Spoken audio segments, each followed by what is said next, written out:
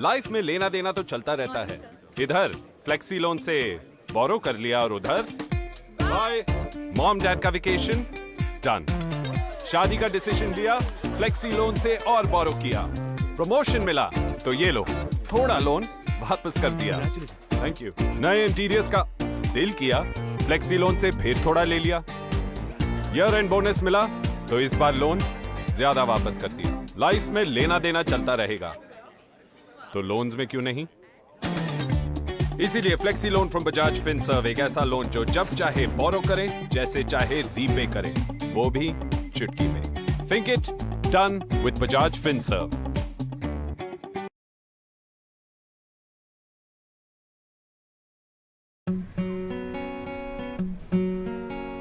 Hello, हर season के लिए नए इंटीरियर्स? हाँ, वो भी हर रूम के लिए।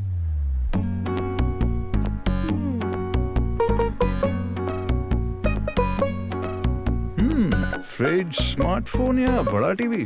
तीनों क्यों नहीं?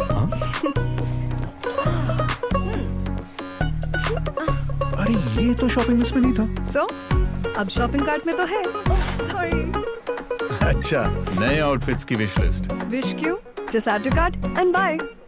तो ये सब EMI पे? और वो भी चुटकी में। On India's fastest growing EMI network. Think it done with Bajaj Finserv.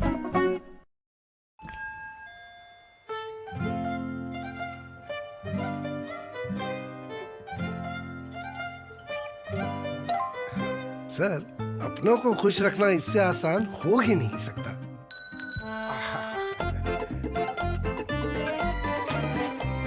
साहब, अपनों को खुश रखना इससे आसान हो ही नहीं सकता।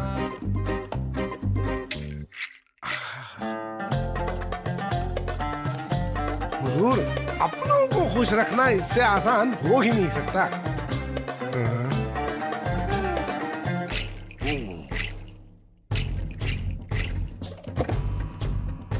अपनों को खुश रखना इससे आसान।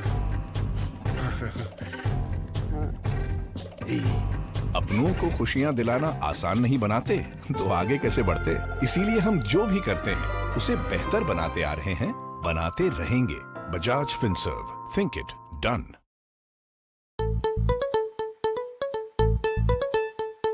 माँ के बेडरूम का एसी या लेटेस्ट मोबाइल फॉर भाई, लेटेस्ट मोबाइल फॉर भाई, लेटेस्ट मोबाइल फॉर भाई। पुणे, पटना, चेन्नई, मथुरा या फिर बेगूसराय, या फिर बेगूसराय। नए घर के लिए चाहिए 4K टीवी हाई फाई, या फिर वाइफ को चाहिए लेटेस्ट स्टाइल। EMI है ना, EMI है ना, EMI। मॉड्यूलर किचन में पुराना फ्रिज क्यों है भाई? शादी है नहीं, मैट्रेस पुराना है भाई। अक्खा इंडिया बोले भाई प्राइजेस है हाई। बेस्ट ही खरीदना है तो अपने EMI स्टोर पर आए। EMI है ना, EMI। अब काशी हो या वाशी, महंगा लगे तो EMI और बेस्ट ही चाहिए तो भी EMI, क्योंकि बजाज फिनसर्व का EMI है ना। Visit www.emistore.com। EMI है ना, EMI है ना, EMI।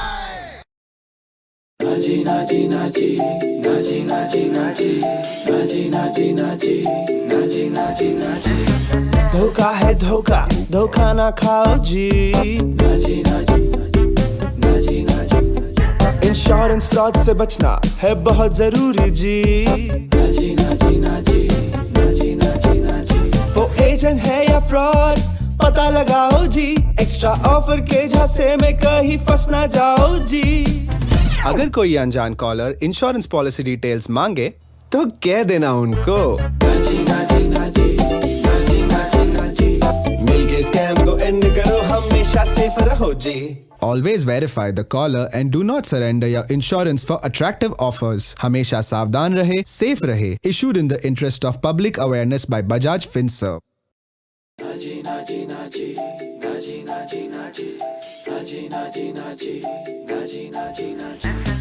धोखा है धोखा, धोखा ना खाओ जी। जो होगा होगा सो होगा ऐसे ना सोचो जी कॉल पे कोई पूछे ओटीपी दो ना जी तो कह देना उनको मिलके स्कैम को एंड करो हमेशा सेफ रहो जी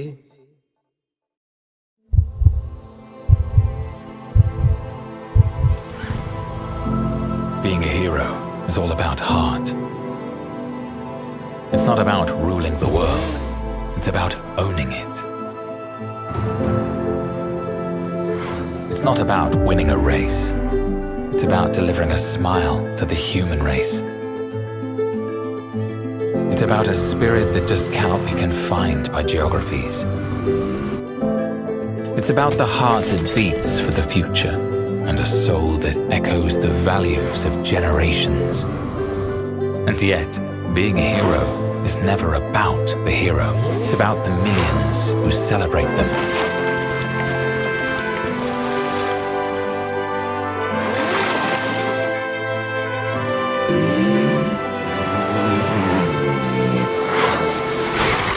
Hero Motorcorp, the motorcycle leader.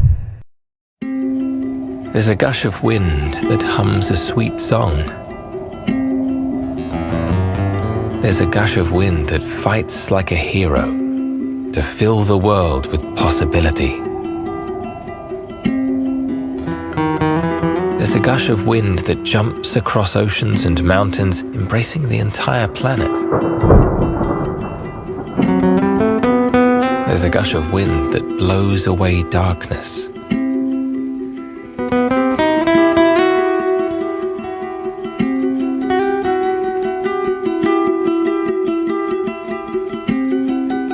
There's a gush of wind that blows for humanity.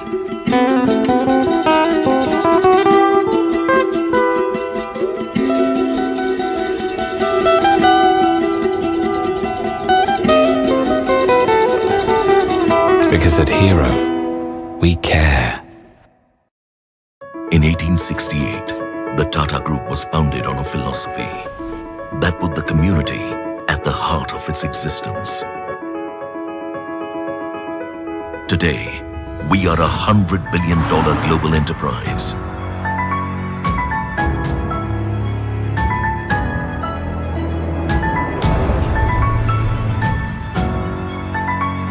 Our today has been built on enduring values.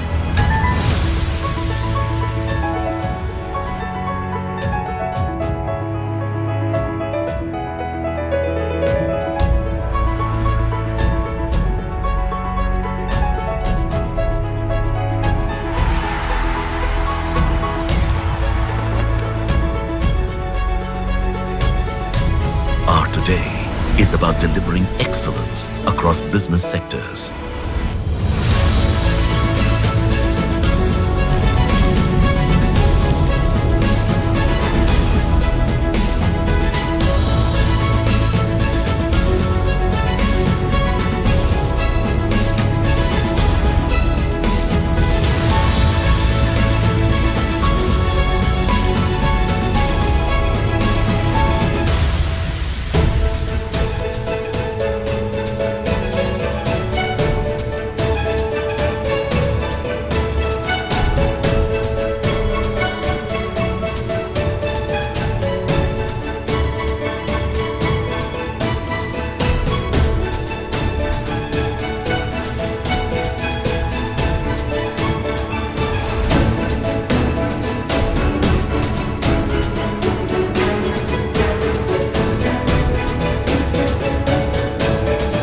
Today is about building a future-ready nation.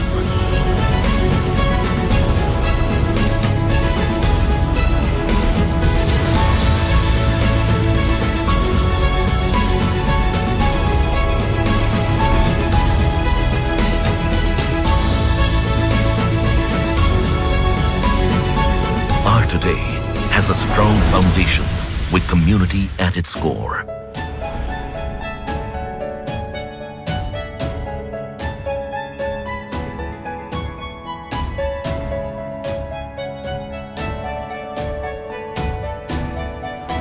Our today is dedicated to the communities we serve.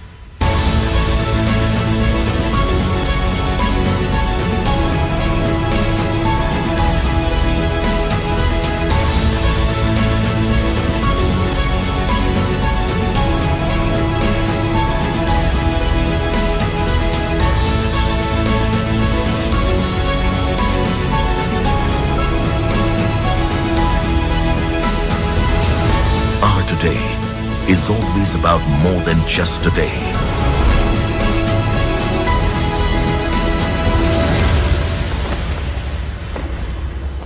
Our today is a continuous journey for a better tomorrow.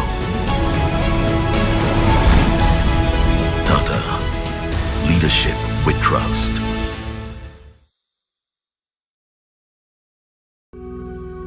Behold, the story of victory, of life over malady. Behold the saga of power, of science over sickness. Behold the tale of triumph, of dedication over disease. Behold the rise and rise of Cadila Pharmaceuticals Limited, one of India's largest privately held pharmaceutical companies based out of Ahmedabad, Gujarat, India.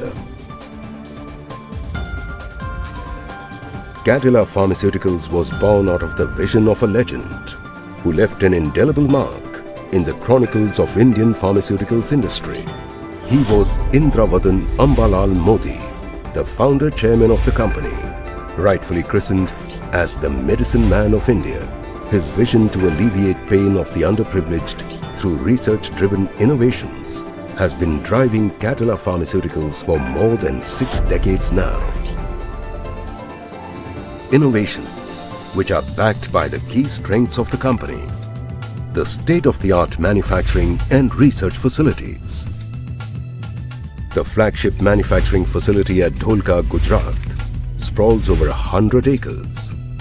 This avant-garde facility is US FDA approved, besides meeting most of the stringent quality standards across the globe. It manufactures tablets, capsules, injectables, liquids, and orals.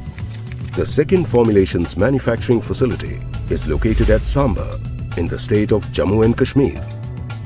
The API facilities at Ankleshwar, Gujarat, manufacture a large number of key APIs and intermediates at this US FDA and ISO 9002 and ISO 14001 accredited plant. The company also has set up its first ever overseas formulation manufacturing facility at Addis Ababa in Ethiopia.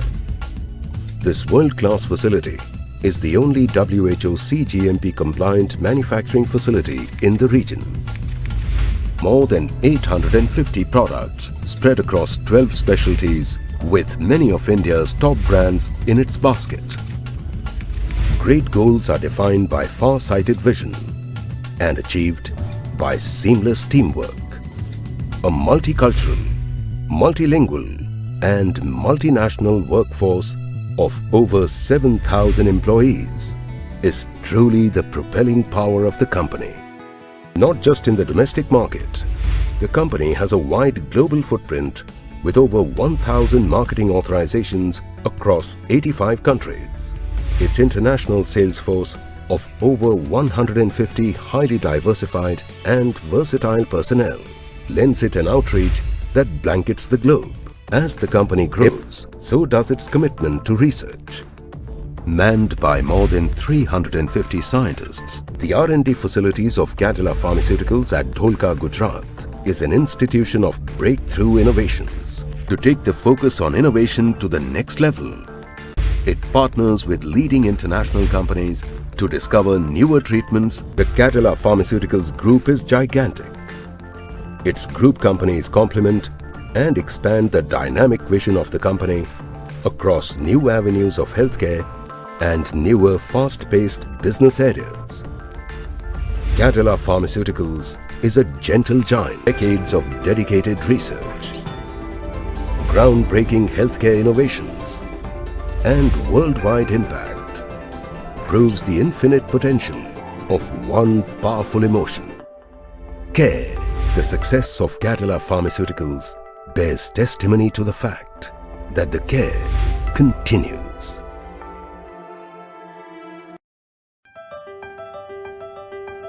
आने वाले कल की दस्तक हमें सुनाई देती है, नई मंजिल है जिस ओर हमें वो दिशा दिखाई देती है।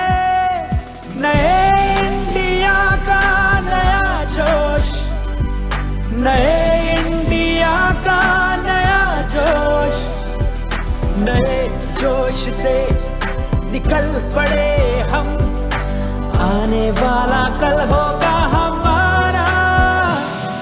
नए इंडिया का नया जोश, और नए इंडिया के सफर में टेक्नोलॉजी की शक्ति लेकर आपका भागीदार रहेगा रिलायंस। नए इंडिया का नया जोश।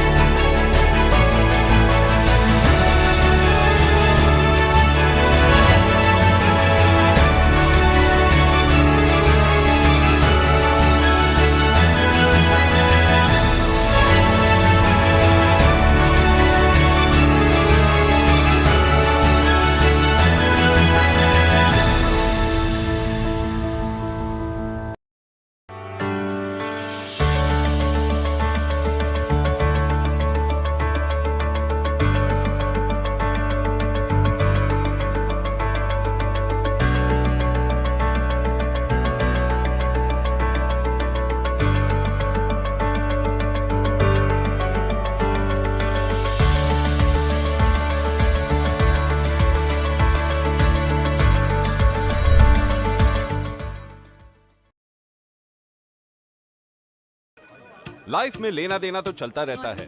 इधर फ्लेक्सी लोन से बोरो कर लिया और उधर बाय मॉम डैड का वेकेशन डन। शादी का डिसीजन लिया, फ्लेक्सी लोन से और बोरो किया। प्रमोशन मिला तो ये लो थोड़ा लोन वापस कर दिया, थैंक यू। नए इंटीरियर्स का दिल किया, फ्लेक्सी लोन से फिर थोड़ा ले लिया। ईयर एंड बोनस मिला तो इस बार लोन ज्यादा वापस कर दिया। लाइफ में लेना देना चलता रहेगा तो लोन्स में क्यों नहीं। इसीलिए flexi loan from Bajaj Finserv एक ऐसा लोन जो जब चाहे बोरो करे, जैसे चाहे रीपे करे, वो भी चुटकी में। Think it done with Bajaj Finserv.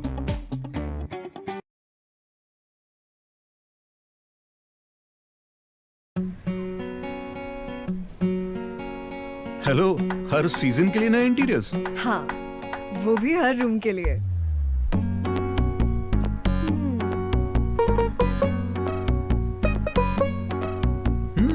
Fridge, smartphone या बड़ा टीवी? तीनों क्यों नहीं? अरे ये तो शॉपिंग लिस्ट में नहीं था। सो अब शॉपिंग कार्ट में तो है। सॉरी। अच्छा, नए आउटफिट्स की विश लिस्ट। विश क्यों? Just add to cart and buy. तो ये सब ईएमआई पे? और वो भी चुटकी में। On India's fastest growing EMI network. Think it, done with Bajaj Finserv.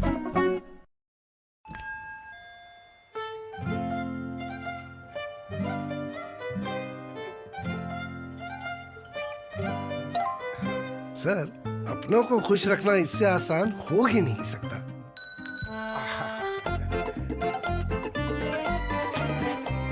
साहब, अपनों को खुश रखना इससे आसान हो ही नहीं सकता।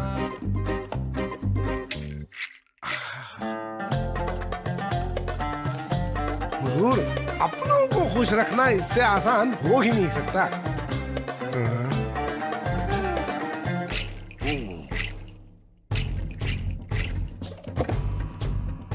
अपनों को खुश रखना इससे आसान। अपनों को खुशियां दिलाना आसान नहीं बनाते तो आगे कैसे बढ़ते। इसीलिए हम जो भी करते हैं उसे बेहतर बनाते आ रहे हैं, बनाते रहेंगे। Bajaj Finserv, think it, done.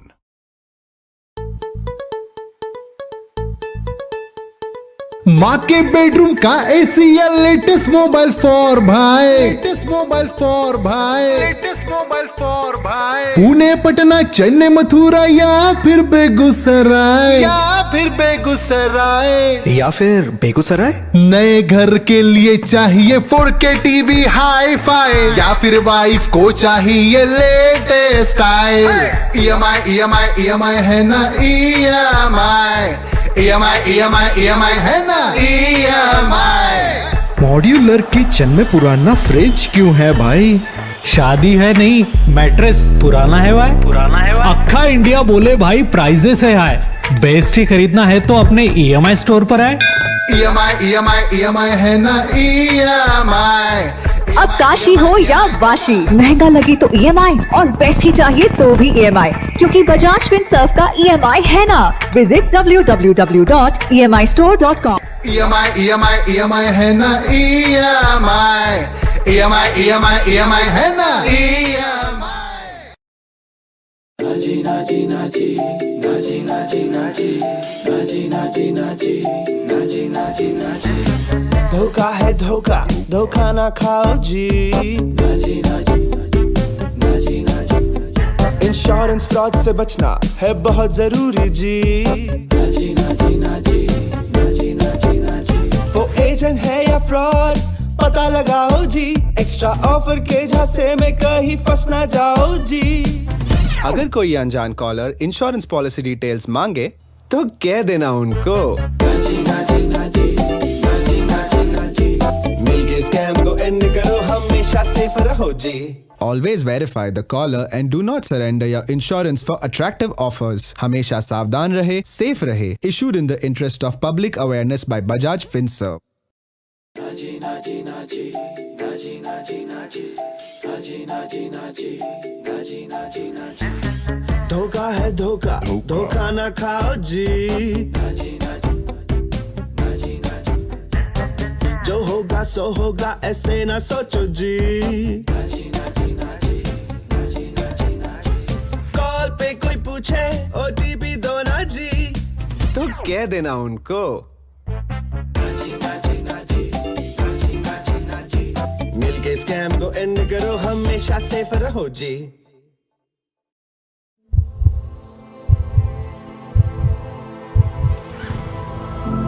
Being a hero is all about heart. It's not about ruling the world, it's about owning it.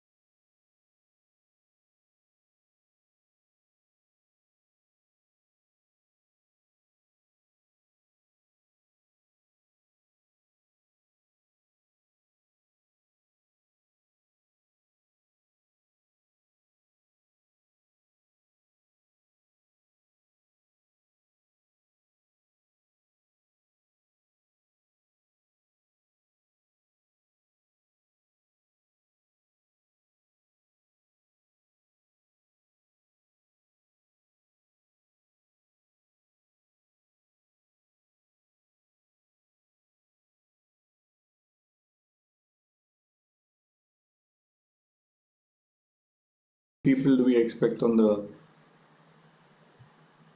to be logged in? We're live now. Okay, how many people are logged in? It'll show up shortly on the screen. We may begin, Mr. Kapuria. Right. So, greetings to everyone who has virtually joined us from across the globe. A very warm welcome on the 27th edition of CII Partnership Summit 2021, and in this very important session on geopolitics of investment strategy. It's a subject which is not only timely, it's, I think, of interest to a lot of us. And if I may say so, it has immense weight in it. For the simple reason that it touches each and every topic being discussed in this summit. That's so evident by the fact that we'll be joined, I guess, by over 1,000 participants from across the globe. So I'm very privileged to be moderating this session over the next 75 minutes. I did mention that we have a rather weighty subject, and to do justice to that, we have a very, very powerful and eminent panel with us.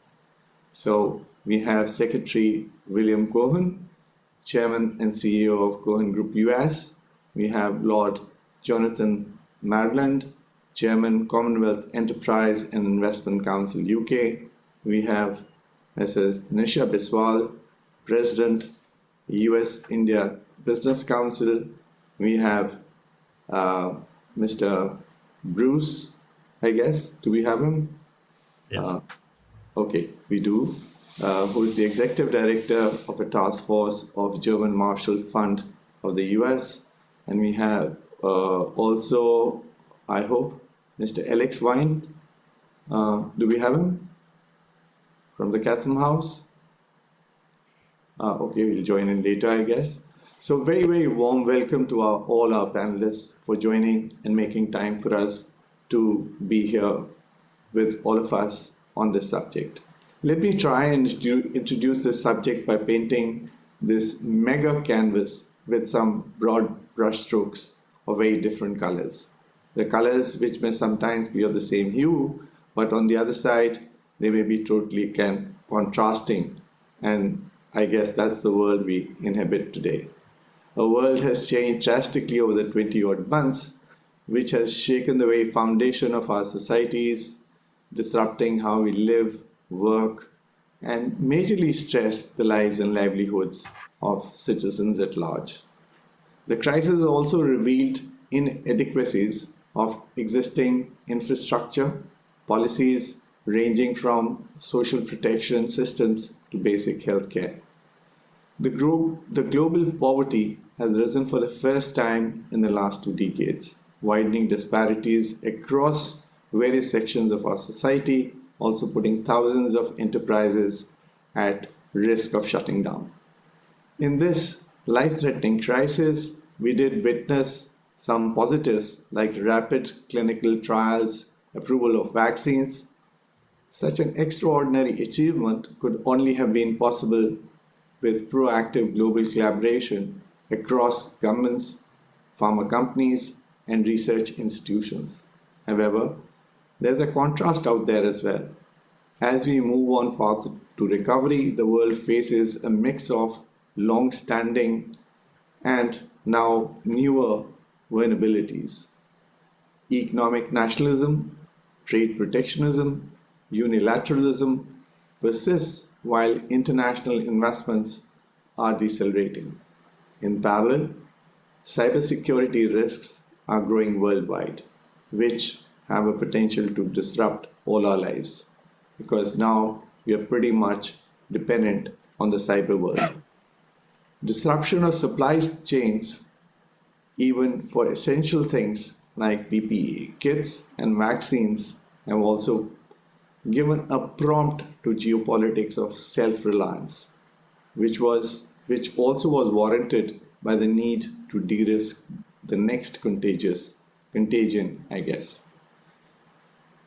We have another threat, the environmental threat, and the natural disasters we just saw in Vancouver and now in Kentucky, to just name a few, have underscored the impact of global warming and increasingly highlight the fragility of our planet. Incidentally, historically, the pandemics have often indicated beginning of a new chapter for the civilizations, which could be true for this contagion as well. We are already seeing signs of it and witnessing an evolution of a new normal which has influenced the acceptance and adoption of technology at an exceptional pace. The ICT infrastructure is surely going to be a key component to attract future investments. The sigma, also should I say, sum total of geopolitical considerations along with ease of doing business are going to be significant impact to attract investments. Businesses do need to gain trust and confidence of policies and consistency of regulations. This is important for investors too, to mitigate risks and build the future that they are looking for. Having said that, I also believe that these geopolitical shifts open opportunities for international investors and companies to diversify their options and invest in new and emerging destinations. We as a country have all the ingredients alongside an attractive public policy to welcome investments. The foreign direct investment showed a bit of a comeback as per the UNCTAD, and the data suggests that investor confidence was most apparent in infrastructure, boosted by favorably long-term financing conditions and recovery stimulus packages. In contrast, investment confidence in industries requiring global value chain was lacking in confidence. Let me close my opening remarks, my quotes from global thought leaders and political leaders and policy makers, which we may get to feel the complexity of the era that we are living in.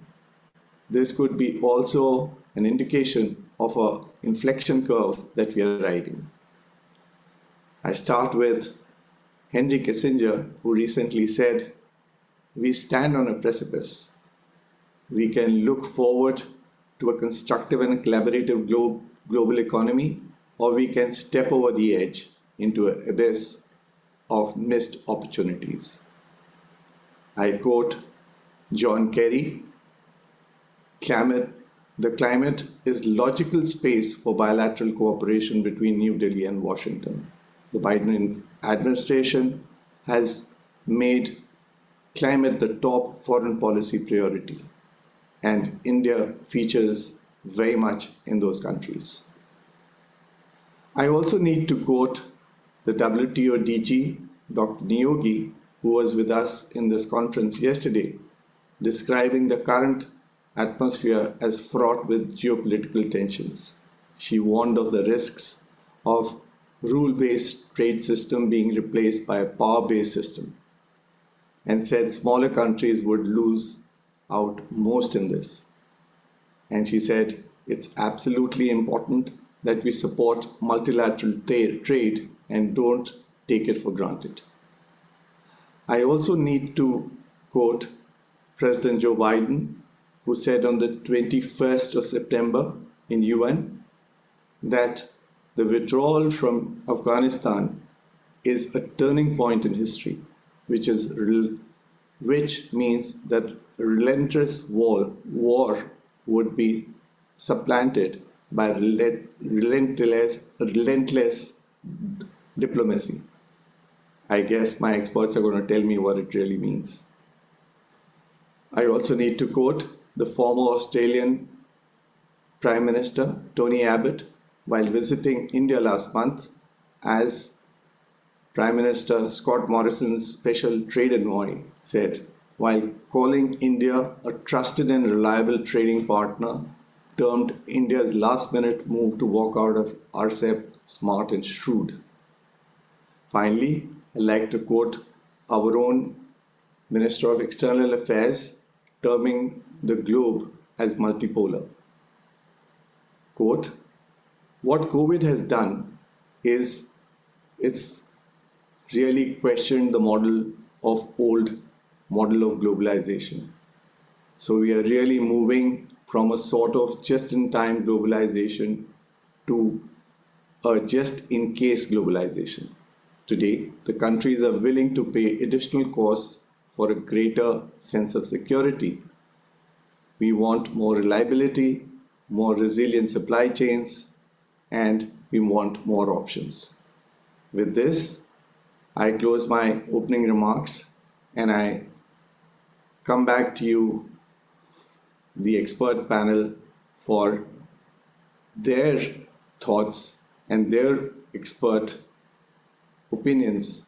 So may I now call upon Secretary William Cohen, the Chairman and CEO of Cohen Group. To you, sir.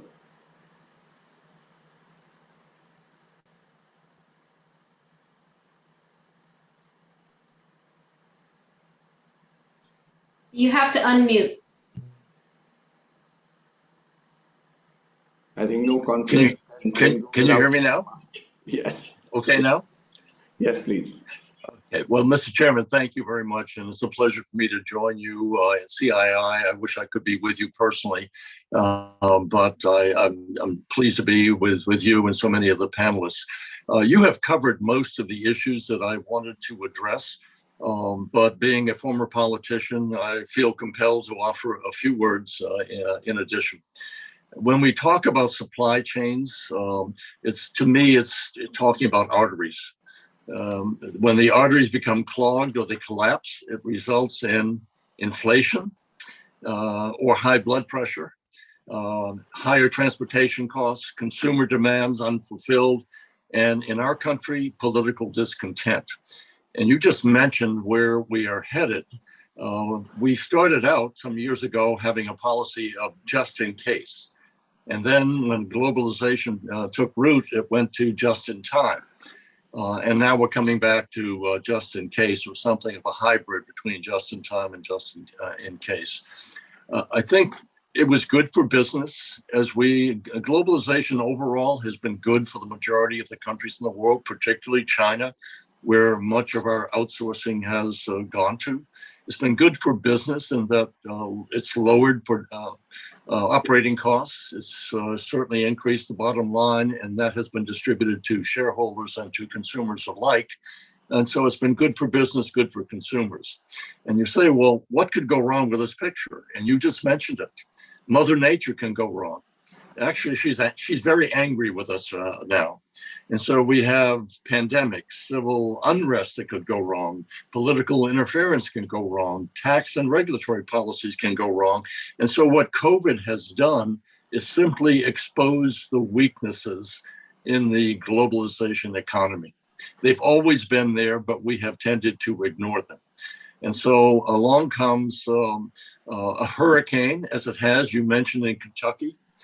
We have now had a hurricane which has come through the Midwest, and basically it looks like Dresden. It looks like Chernobyl.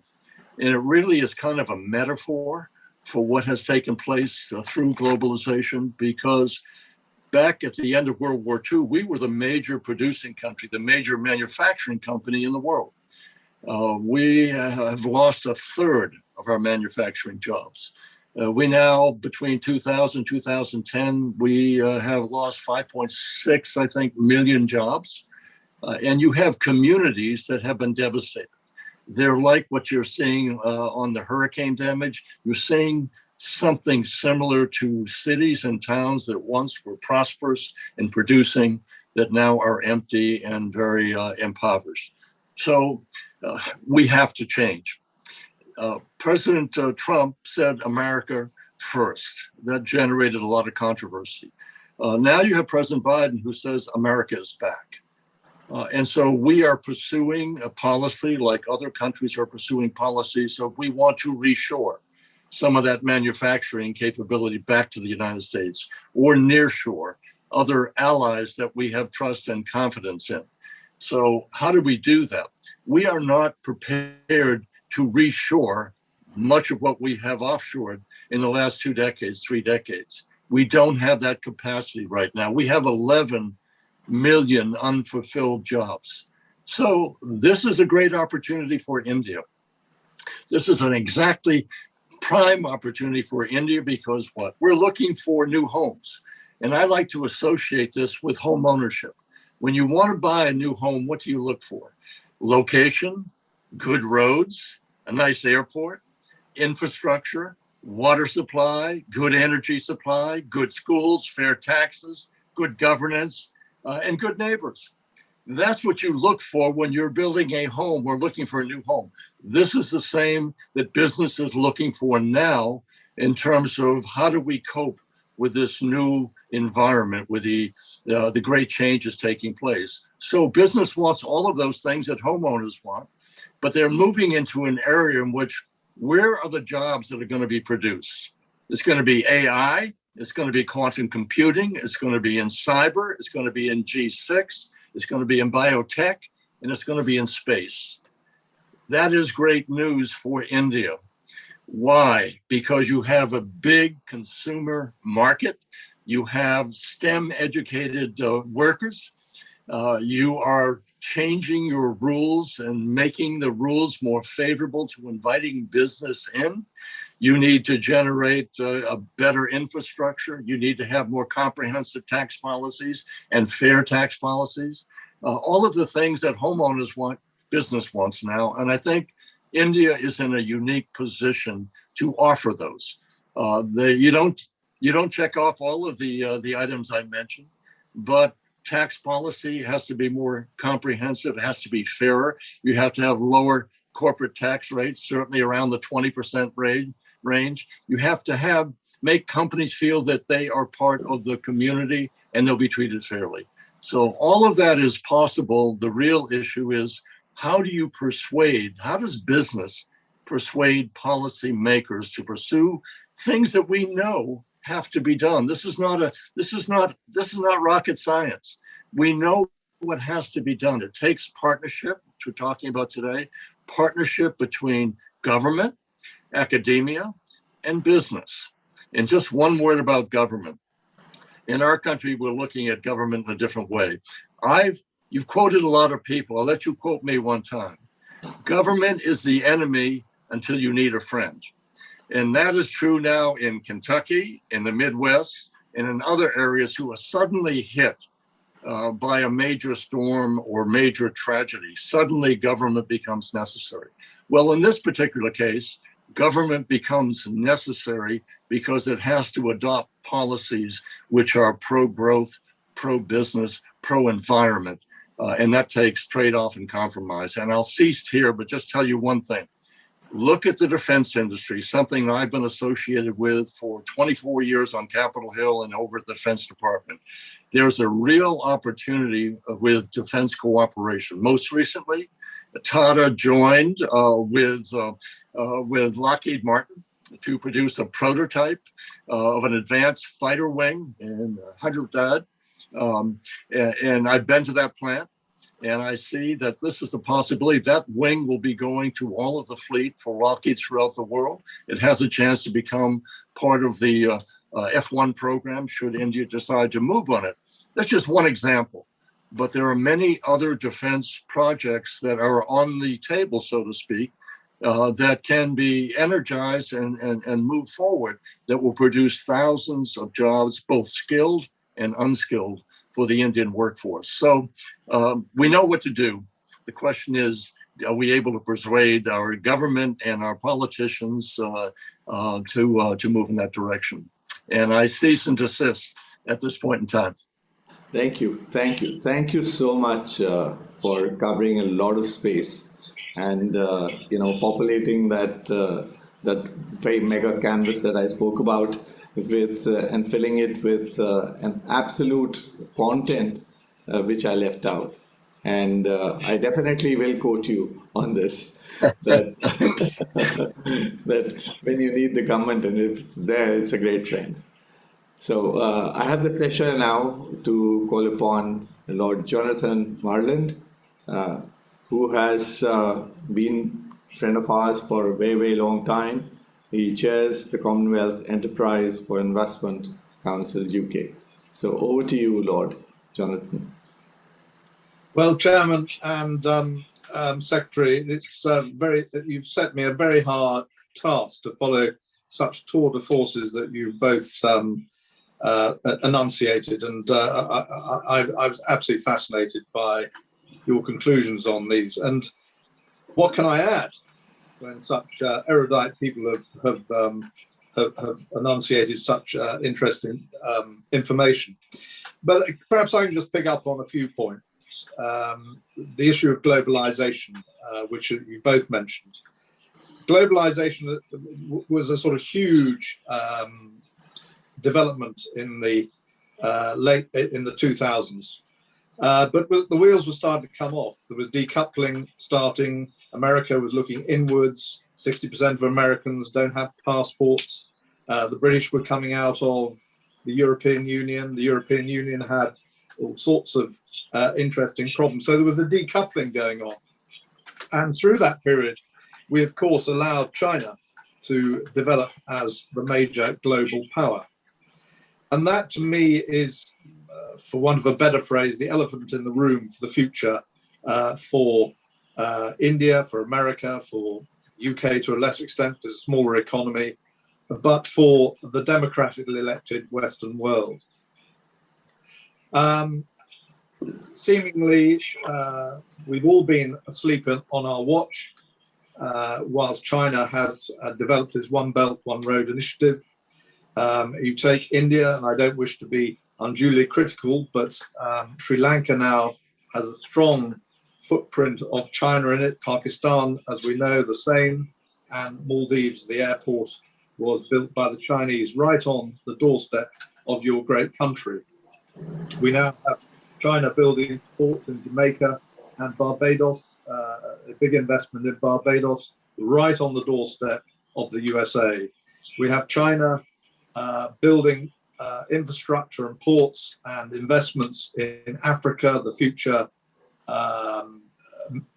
mineral center of the world, and we've allowed them to do it unfettered.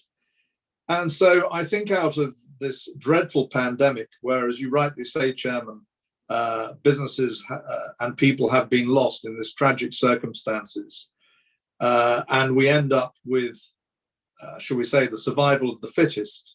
The fit must get together and recognize their global responsibility in preventing an undemocratically elected country from overrunning the rest of the world and having deeply entrenched footsteps unfettered. Of course, there is a huge opportunity within this framework, because most countries do not want China to have this power. China do not transfer skills. They tend to take their own workforce into the country. They build. They then do a deal with the government, which is part debt and part equity. The debt is on very high interest rates, which countries are going to find it very difficult to pay, and many of which, including Maldives on your doorstep, are starting to renegotiate the debt with China. And I think in many countries, if you take Angola, for example, one of the biggest oil producers in the world, the richest country in Africa, they will not have China back in their country because of the quality of their work and amongst all the other things I've enunciated. So there is a great opportunity for us to fill that space, but it will only be done by collaboration. And it'll only be done if we enjoy the same principles. And for business, I've been in business all my life before I became the Prime Minister's trade envoy, and now responsible for business within the Commonwealth. For business, there are 3 or 4 motives. One is the rule of law. The other is security of its staff whilst investing in country. And obviously it's helped by language. And the group of us on this program tonight, tonight with you, this morning with us, are obviously benefit from the same language. It's quite surprising that America aren't part of the Commonwealth, but We let them go some time ago in the reign of King George. But the rest of the countries are subscribed, 54 of them, English speaking, to this Commonwealth endeavour, and therefore it is a framework for collaboration, a framework for taking advantage of this terrible pandemic, because many of the countries have survived, are fit, and will come out of this stronger. But I'm taken by what the great secretary has just said, that we need to prevent government from interfering too much in this initiative, and it is therefore for business to create these initiatives where we collaborate together to invest in these opportunity countries that exist. So with that, I think I've said more than my piece, but I hope it adds to the very powerful comments you both made, and I look forward to any questions that may emerge at the end of the event. Thank you so much, Lord Maryland. It was definitely adding a lot of thought, and in fact, we'll come back to you with a couple of questions. But you rightly said that how this issue of the space, and you actually addressed the elephant in the room. So, which is being, somehow created a gap and opportunity, both at the same time, of looking at the opportunities overall, and the various, if we look at the various trade kind of agreements which have been there, maybe they need to be rehashed as well. Like we have just started a strategic partnership of Quad, maybe that needs to be get converted into some kind of a trade agreement as well. So thank you so much. I know I'm very conscious of Nisha having somewhat on a limited time frame and a hard stop. I've had the pleasure of meeting you when you were in the State Department, and now of course you head a very important forum which looks at the India-US business, and I think who better than you to sort of fill the gap where as far as businesses go, and how do they see the geopolitics panning out, and how do they see India's position in this? So over to you, Nisha. Well, thank you so much. And of course, it becomes more and more difficult to follow all of the insights that have been put forward by the prior speakers. But let me maybe bring some of the perspectives of the business community. Let me begin by just noting that 2 years ago, I spoke at a CII Partnership Summit on a panel that was focused on surviving and thriving in a VUCA world: volatility, uncertainty, complexity, and ambiguity. And of course, we are living the VUCA reality right now with the twin challenges of COVID and climate, as well as the shifting kind of geopolitical order and the uncertainty that unleashes itself. Another observation, perhaps, that I can put into the mix is that, pre-COVID, one could say that the total manufacturing output of China exceeded the total combined output of the rest of the world. And why is that? Why is that we found that there was such a massive concentration of manufacturing supply chains in one location? Well, it might be that for the prior 2 decades, China did the opposite of VUCA. It provided a great deal of stability, certainty, ease, and simplification of investment, and clarity. That is not the case today, but that may explain why you saw such a massive concentration of global supply chains in one geography.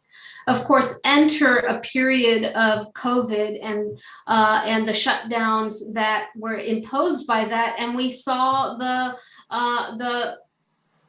how a single system ecosystem can create a catastrophic failure as well. And that created the impetus for folks to maybe rethink about how they de-risk and diversify.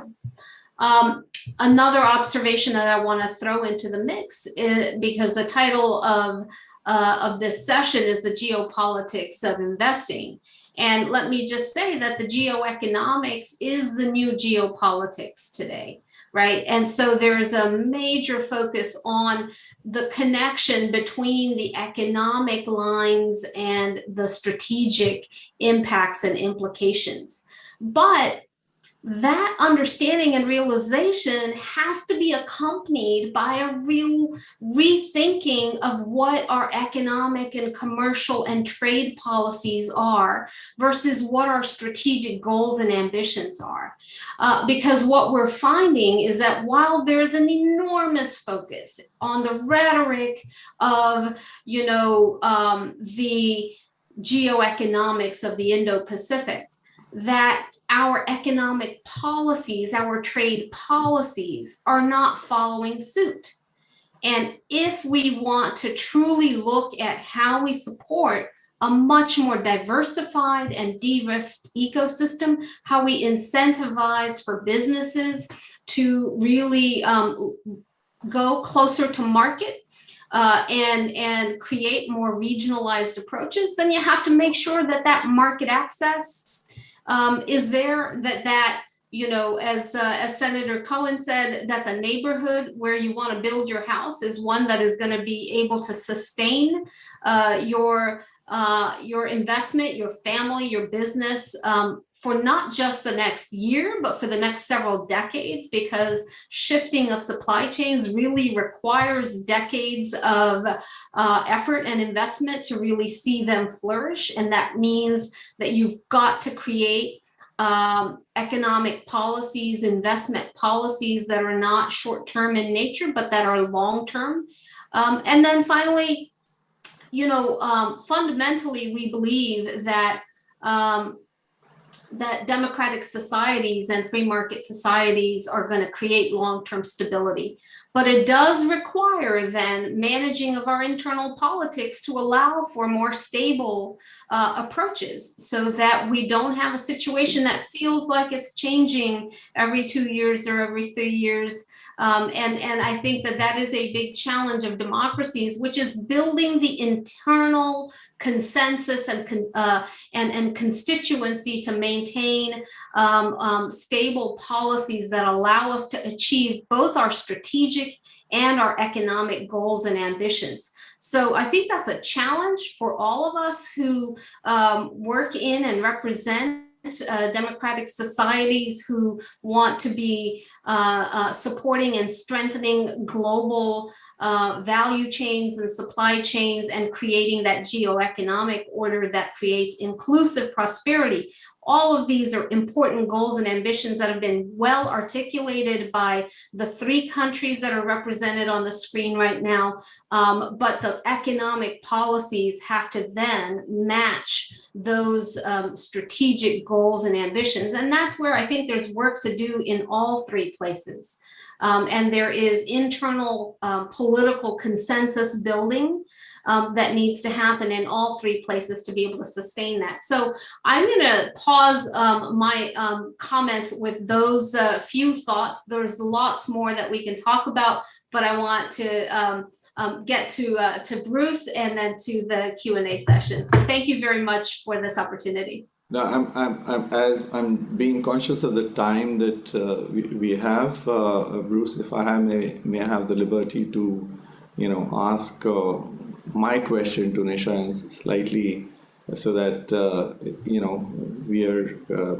we can, because I see the clock, and the clock tells me that it's another 10 minutes and you're off. So You've spoken about and you have experience with the India and the US business. And you also spoke about how China evolved to actually capture a lot of the manufacturing and the supply chains, which made it a kind of, that every country needed to be dependent on them. And I do remember somewhere that Thomas Friedman said that till China was in the commodity business and everyone was buying commodities, it was great. But the moment they wanted to get into technology and high-tech things like Huawei and all, that's the time that the world woke up. And in that context, how do you see India getting positioned and being heading the India-US Business Forum? How do you see which are the key areas of cooperation which can still be around, and what could actually accelerate the investment from the US and get the two countries together to create greater value? Well, I think that that's a great question. And first of all, let me just make my apologies for not being able to be with you for the entire duration of this really important conversation with such a stunning panel of experts. Look, I think, first of all, we had a false dichotomy in our own thinking that separated the economics and the strategic.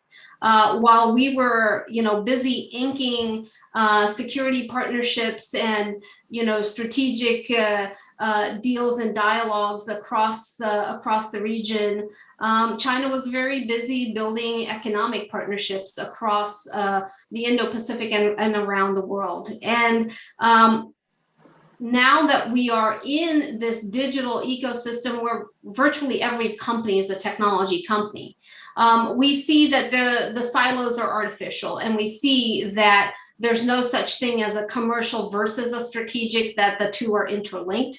And we certainly see that in the emerging technology fields. But we see that in health security. We see that in so many different aspects of our industry and economy. So, what does that mean? I think, you see a lot of dialogues that are built around that understanding, whether it's the Quad framework that's looking at AI and emerging technology, looking at health supply chains, critical supply chains, education, etc.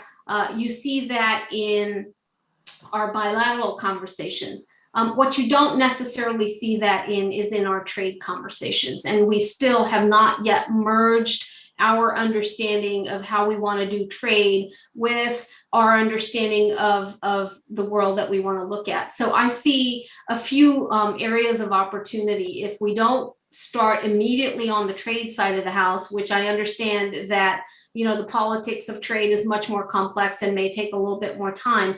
I do think that these economic frameworks that are being discussed in India, in the UK, in the US, of different kinds of groupings, whether it's the US framing of the Indo-Pacific economic framework that we've heard from Secretary Raimondo, whether it's India talking about trusted supply chains network that it is seeking to put in place with the UK, with Australia, with Japan and others.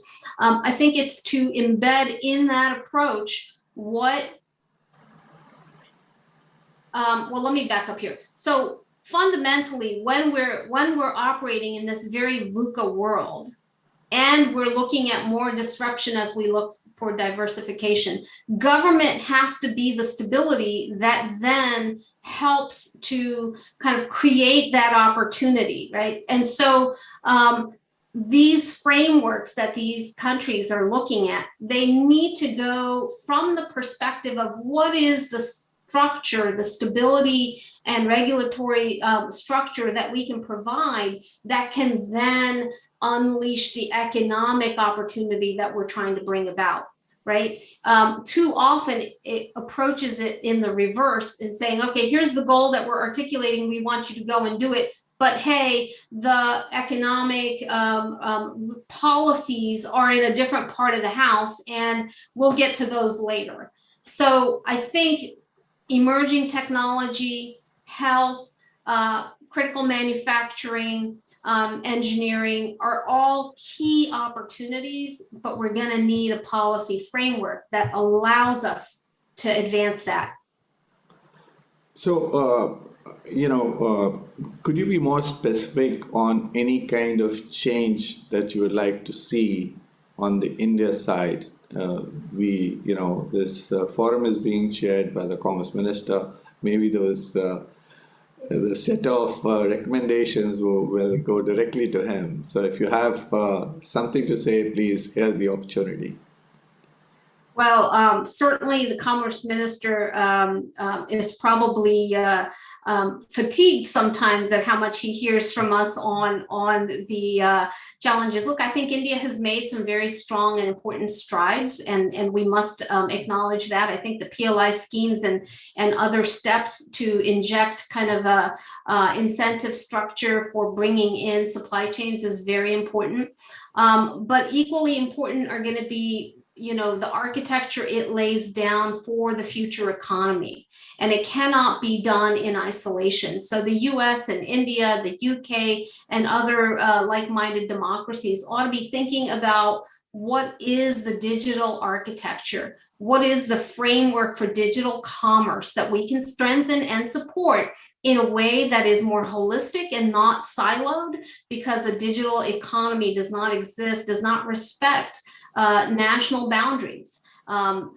Data is connecting all of us globally, and therefore we need to create an ecosystem that on the one hand addresses strategic security and privacy issues, but on the other hand really supports a more global economic framework. And so I think that that's an area where we need to perhaps lower our national silos and work more in collaboration in creating a framework that can unleash the power of, certainly from my perspective, a US-India digital corridor, but also one that extends to other key partners.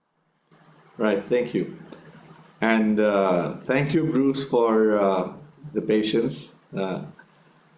I do come back to you for your opening remarks, please. Thank you, Deep, and thanks to CII for the kind invitation to be with you all. It's really an honor to be on a panel with Senator Cohen and Lord Marland and Nisha, who's a longtime acquaintance, so it's great to see her again. Given my work as director of the German Marshall Fund's Transatlantic Task Force, I'd like to focus my brief remarks on what's already going on with regard to supply chains transatlantically and how India can participate in that to the benefit of both India and the United States. The background is, as we've talked about, is that we both face growing competition from China, especially in the field of emerging technologies. To succeed in developing new technologies, you need three things, it seems to me. You need scientific talent, you need money, and you need a market. India and the United States together have all three of those, and I think we need to build on that foundation. As many of you may know, to meet the challenge both Europe and America are facing, they've created the Trade and Technology Council, which met for the first time this past fall in Pittsburgh.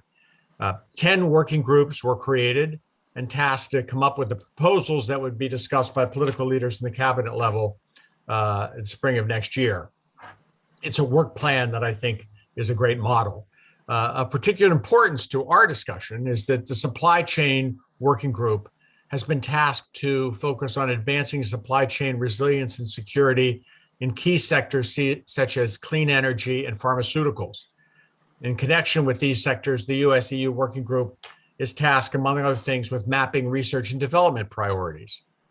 It is in this regard that I think India has a potential role to play, because the Biden administration officials I've talked to are open to cooperating with others, our allies, our economic and strategic allies, on supply chain, and there's no reason why India should not play a role in this.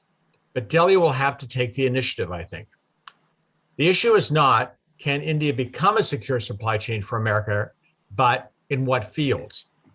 Pharmaceuticals, I think, is obviously an important possibility given India's world-class pharmaceutical manufacturing capacity. But India should aspire to be more than simply a manufacturer of pharmaceuticals. Indian scientists and pharma entrepreneurs can play a vital role in diversifying the pharma supply chain, while at the same time moving up the value-added ladder. As you know, a huge percentage of active pharmaceutical ingredients that now go into making drugs for US consumers come from China. But Indian pharmaceutical manufacturers are also heavily dependent on active pharmaceutical ingredients made in China. So simply shifting pharma sourcing from China to India would not necessarily make supply chains that much more secure. We need a different approach. It would be the interest of India and the United States and Europe for India to become a low-cost producer of active pharmaceutical ingredients. This will require investment and training, research and development, something that US, Europe, and others should be encouraged to provide to strengthen supply chains in India. At the same time, India should not limit its aspirations to simply being the pharma foundry for the world. President Biden has proposed creation of an Advanced Research Projects Agency for Health, which has been dubbed ARPA-H after DARPA, the Defense Advanced Research Project for the Pentagon, which has been so successful. And there will be a funding level of $6.5 billion over 3 years for that effort. India, and for that matter, other countries, Europe, Japan, should push to join ARPA-H. It will require the Indian private sector to come up with some funds to deal India into the game. But India also has the scientific talent, the production and testing facilities and expertise, and experience in pre-competitive research and development of next generation pharmaceuticals to be a player in this game. That would be an invaluable contribution to the Biden initiative and would help build up India's capacity. India participation in ARPA-H would be the way to not just rejigger supply chains, but to build new and lasting ones that enable India to be a player in developing the next generation of pharmaceutical products, and to ensure that over time, India captures a growing share of the value added from the new life-saving drugs. This is only one example. If India is to be a player in the supply chain for future energy technologies, India should aspire to join ARPA-E, which is the equivalent of DARPA at the Energy Department. This U.S. Advanced Research Projects Agency for Energy exists already. There's no reason why India, Europe, and others should not participate in pre-competitive research and development in this renewable energy field through ARPA-E. India and the world would benefit. For years, many of us have advocated for some kind of trade agreement between India and the United States. I think, as Nisha suggested, that's simply not in the cards, either in Washington or in New Delhi at this time. But cooperation on supply chains and the research and development that creates these supply chains is now a fruitful avenue to pursue. And for both America's and India's sake, I sincerely hope we can do so. So I look forward to the questions and comments from the audience. Right. I think that was very insightful in terms of, and quite a great focus on a subject of major interest as of today. And I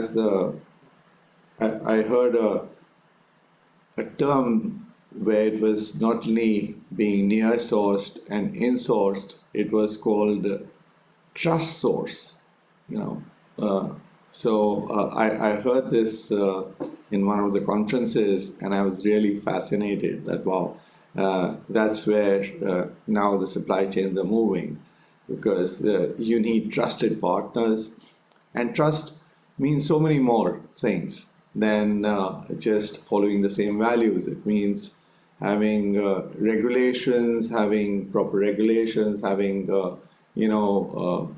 reciprocity within standards. It has a lot more of ramifications if one is to get to an actual supply chain, and it's a challenge.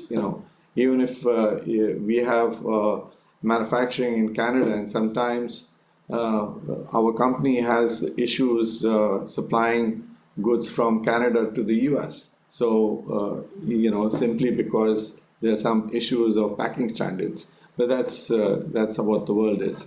So I fully endorse what you've said. I fully endorse also that this is a great opportunity, and I'll take the first, kind of stab at asking a question, and the question is to Secretary Gohan. You did talk about a lot of gave us a very, very comprehensive view of where the world is.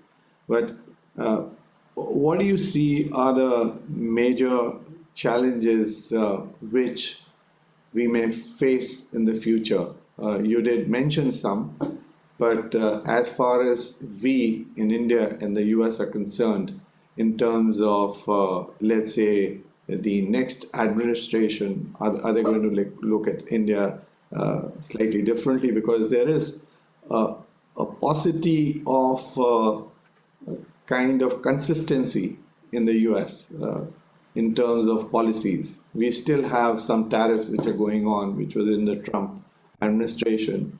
And I think we are still struggling to see that we get rid of them.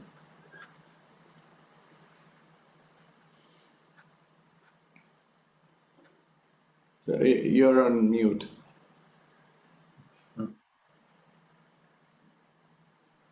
Mute. All right. Thank you, Mr. Chairman. I'd like to address also the comments made by Lord Marlin about China. There is a growing anti-Chinese sentiment in the United States. From the left, it comes in the way of protecting labor and being opposed to what China is doing in terms of low wages and obviously the suppression and exploitation of some. It comes from the right in terms of security, the fear that China is becoming a peer competitor with the United States. And I think you're seeing a convergence politically that will be more of an anti-Chinese sentiment. I understand that, and I support some of the things that are being said and done. But what we also have to be mindful of as we're walking through this minefield of how do you deal with a country like China, we have to be careful we don't treat China as a permanent enemy or as an enemy at all. We should look at them as a competitor, one that has changed the rules from what we understood the rules to be, and has changed them in a way that's favorable to China and unfavorable to the rest of the trading world in very large part. So I think the challenge going forward is going to be how India, the United States, all of the Western countries deal with this country, which has become the elephant, if I can use the elephant in the room. The elephant's not going to leave. And frankly, many of the major companies who are doing business in China are not going to pull out of China. As long as they see an opportunity to continue to make money in a big market, they're going to stay there. They'll start to pursue a policy of China, a plan B, or China plus one. But they're going to be hedging their bets on the Chinese. So that's one factor to take into account. But coming back to the United States, I think we have a lot of work to do at home here. I worry about the politicization of what's taking place in our country.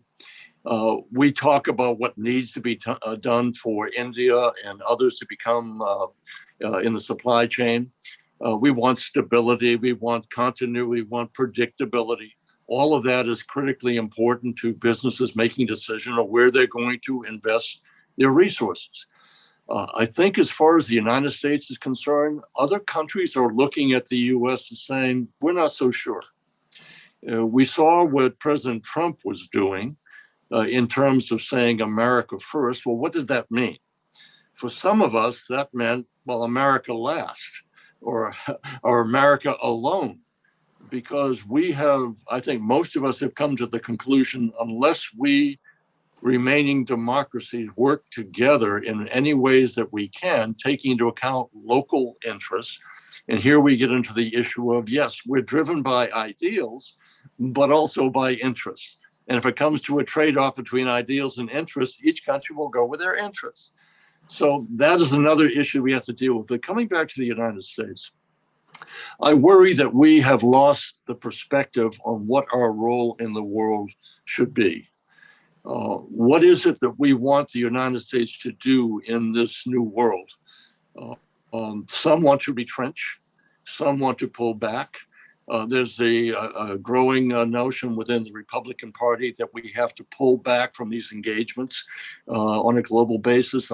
I've always taken the position that the United States can't be the policeman of the world, but we can't become a prisoner of world events. And so when the United States is not engaged, certainly diplomatically, economically, in a way that's positive in generating pro-democracy capitalism, then I think we're retrenching and we're going to let other forces dictate. So I think we have to get our house in order. It is not in order. Right now, you and others are calculating, well, Biden is there for now, and we like Joe Biden. I like him. I supported him. As a Republican, I was out there campaigning for him because he said, I want to come back to make us a more normal country. I want us to go back to the rules base. I want us to go back to being engaged with our friends and our allies and building bridges. And I think most people say, well, thank God we've got a man back in the office. And yet what you're seeing is the division inside the United States is saying, well, maybe the Republicans will take over in 2022, and maybe President Trump will come back, former President Trump will come back in 2024, and they'll change the policies again. So how confident are we when it comes to stability and continuity and predictability? And I think that's something we have to address. That's a self-examination that we have to go through in order to prove to decide for ourselves what role the United States needs to play in the 21st century, and not cede it to authoritarian governments, not cede this great noble experiment of democracy, understanding that you have to work at it every day because there are elements in our democracies that seek to undermine it, to seek to want to change it, to seek to want to preserve the status quo or special interests, etc. So I think the work that has to be done is here at home, and we will not be able to persuade you or other countries that we are a reliable trade partner until we agree with long-term policies that will send the signal that, yes, you can rely upon us no matter who is president of the United States, no matter what the composition of Congress is, because we understand what it takes in order to survive in a turbulent world. And we've heard people quoted earlier today, but it's always been for the last, future shock, Alvin Toffler, going back to the 70s. We had Robert Rubin, Secretary of the Treasury. He wrote his memoir called An Uncertain World. We have Alan Greenspan said, what? The Age of Turbulence. So we know what is happening and what is coming. And so what we have to devise, how do we create these pillars of stability that allows the generation of wealth to be able to prosper against a behemoth of a country that doesn't share our values? Thank you. That was quite profound and in some ways quite practical. And specifically when you look within, I think that talks a lot about your humbleness in terms of addressing the issue. So may now come to Lord Marlon. I was there in UK when the talks of Brexit were on, and that was the first conference for the Commonwealth. And the Commonwealth at that point of time, I forget where we met, but that was the first conference to say that how, before even we exit out of the EU Pact? How do we look at the world and how we have now English-speaking already partners who have been with us at least on a social platform, how they can be leveraged for trade kind of how we can leverage those same partners to better trade for benefits and added value for both of us. So what are your views that are emerging in terms of the first look at the English-speaking nations who have been part of the Commonwealth for such a long time? And how would you like to see the post-COVID world? And what would you like to see, besides, of course, the UK bilateral treaty or something like that, but how would you like to see the overall engagement of this trade bloc? How are you envisioning this? Well, I think just part of the answer to your question lies in what Secretary Cohen has just said. We are living in a world, or we're emerging from a world of obviously great tragedy and financial, incredible financial destruction, and a world where America first has meant that it's become very inward looking, and to a certain extent India first, which is part of Prime Minister Modi's mantra, has meant that the scenario of collaboration has become secondary. And I think we really need to concentrate on democracy first, because my exam question to a lot of children is democracy dead? Do we have the leadership? And as Secretary Cohen said, do we have the long-term thinking to plan for democracy first? So, and the power that the West had, certainly with the Marshall Plan and after the Second World War, which created a very democratically elected world. That's an aside to your central question is, firstly, what's the United Kingdom's attitude to this? I have to say that I think the United Kingdom government has been very slow to realise the opportunities, understandably with COVID being the sort of massive shock to the system. It hasn't yet taken advantage of the Brexit dividend, if you agree that there is a Brexit dividend. We are swimming in a vast cotton wool of regulation, which America is sharing as well, which is very difficult for businesses to fight out of. We have a central government which is still, from a civil service point of view, very obsessed with the European Union, because they're like sunflowers and always turn their heads towards the European Union and having this very difficult time of adjustment. But I think there's a sort of slow realization that the United Kingdom that actually collaboration with democratic countries has got to be a priority, and the Commonwealth is a no-brainer with the Queen as head of it, and with the hugely strong relationships we've got with the 54 countries that exist. I, of course, don't currently work for the United Kingdom. I work for 54 countries, so I'm delighted to be talking here at the CII conference. We see India as great friends, and CII in particular, and you, Chairman. As you said, we met in London at what should have been a springboard conference for the Commonwealth, but sadly, because the UK haven't used their initiative, has slightly dampened. But I think we'll turbocharge again, because we all know that trade is the only way that you create prosperity. Trade and productivity is the only way you create prosperity for a country, and it's also the only way that you bring a country out of poverty.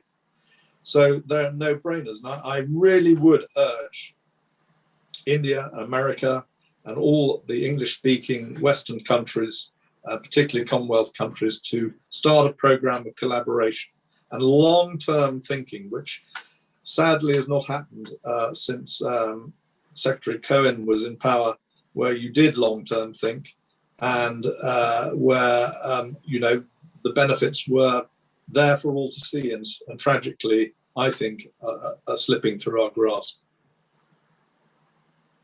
Thank you, Lord Marilyn. But I do need to clarify one point. While we have this program by Prime Minister Modi called Atmanirbhar Bharat, which means self-reliant India, it means a very different, it's a very different note. I mean, the self-reliance part, I think for everyone, whether it was the US or UK, came about more during the pandemic. And we suddenly realized that we couldn't get the APIs through. We suddenly realized we didn't have PPE kits. So everyone today, for some reason, for very strategic reason, thinks that, and that goes for some of the defense issues as well, that we need to have some very basic commodities inside. But that also means that this is not closing the borders. It means opening the borders with like-minded people, with like-minded, when I say like-minded, means who are following the similar value systems. And that's why I quoted our Minister for External Affairs, who is very articulate in this. So I do hope that a Commonwealth set can be a sort of an RTA or FTA kind of a situation, at least in some near future. So thank you. Well, Chairman, if I have the right to just respond to that, I didn't mean in any sort of way that this was a criticism. I think India is transforming itself at a pace which is remarkable, only set back by COVID, and in a most impressive way. So I should have perhaps said that in my remarks. And I also sort of responded to your question about investment and cooperation with the UK. I mean, it's absolutely clear. I have a lot of Indian friends who seem to spend an awful lot of time in London, investing here and enjoying being here, and it's and I think that will continue at pace. No, thank you so much. I just thought that in case you do have any kind of suggestion or even a criticism, it will be taken rightly. Believe you. So Bruce, you've been so focused, and you've given the insights, and rightly so, in terms of the missing link in the supply chains in so many ways. And you cited the example of why not the API is being made in India or manufactured in India. And why not also get to some basic research?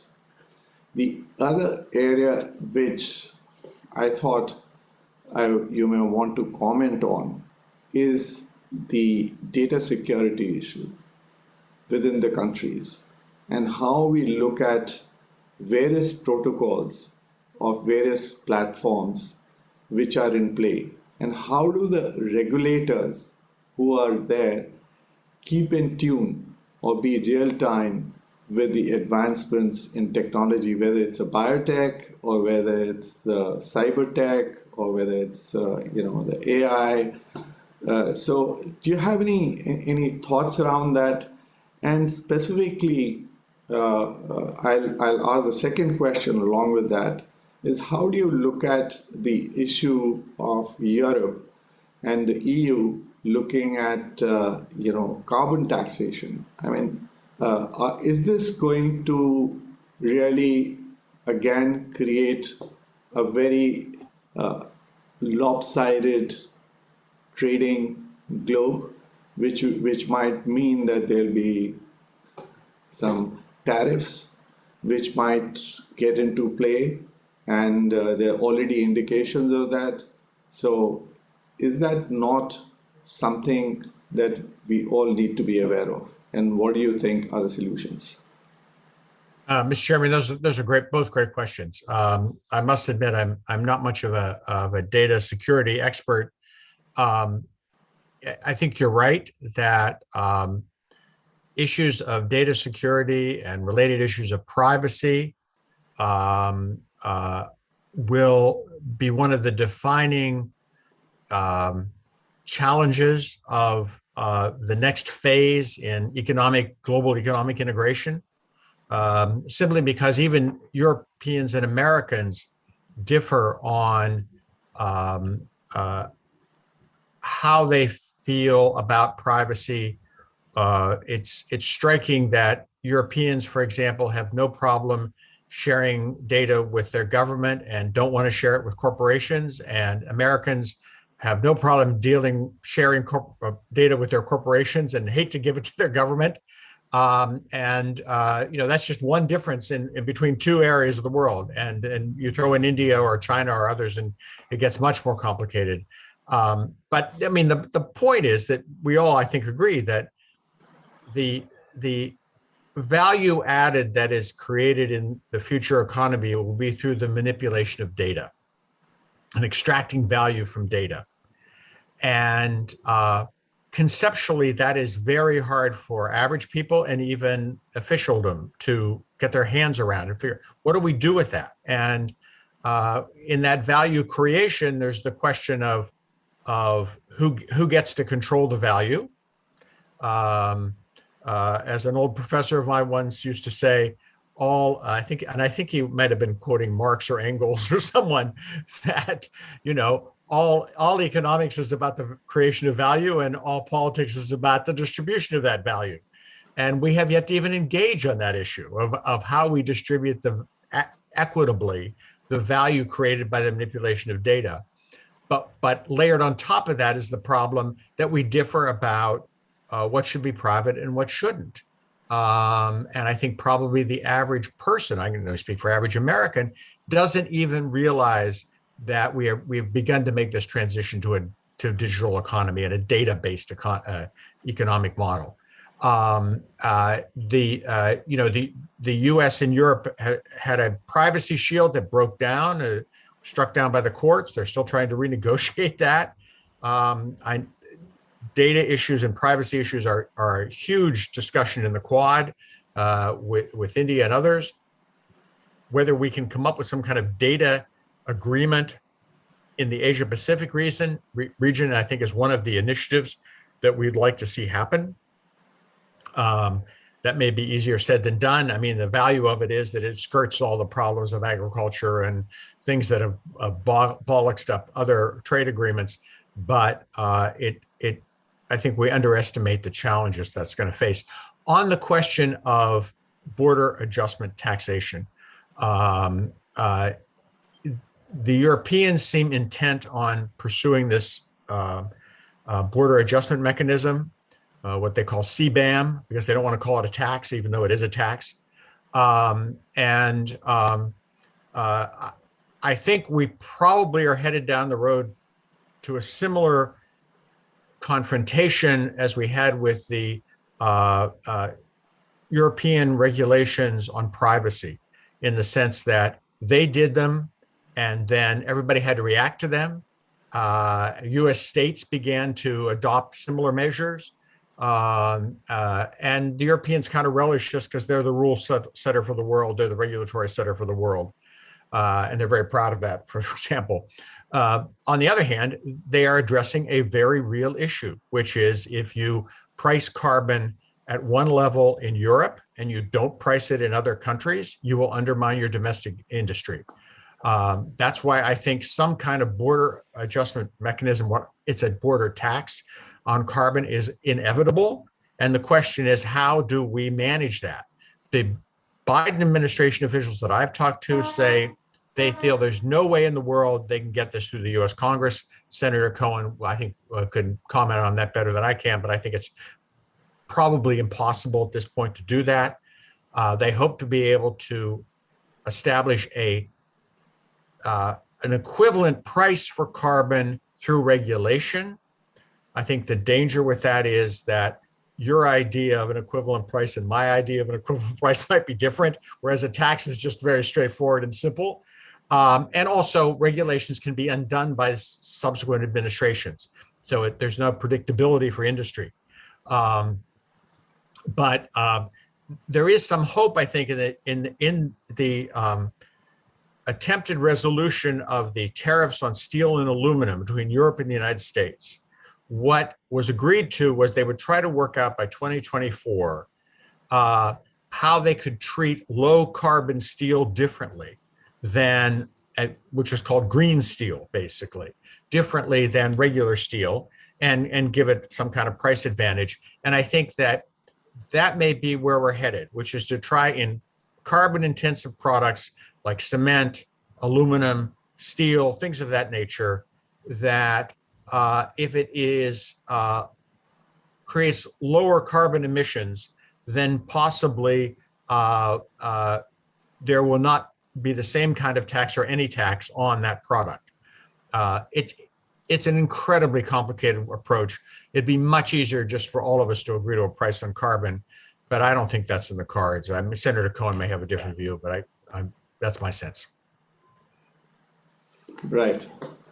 So thank you so much. I think that was an amazing kind of addressal to some of the issues that we, I think, as audience would have wanted to know. And I think we are dot on time, and I take this opportunity that to really thank from, and I'm full of gratitude from my side and from the side of CII that all of you could make time, specifically you, Secretary Cohen, Lord Maryland, Bruce, and Nisha in absentia. I want to thank her. Thank you so much. It was really, really enlightening. And like I said, this subject, we could have gone on and with this, because this is a kind of subject which we are all dealing with, and there's lots more than we discussed today. But thank you so much once again. It was a very, very enlightening session by this very, very enlightened panel. Thank you so much for being here. Thank you. Thank you.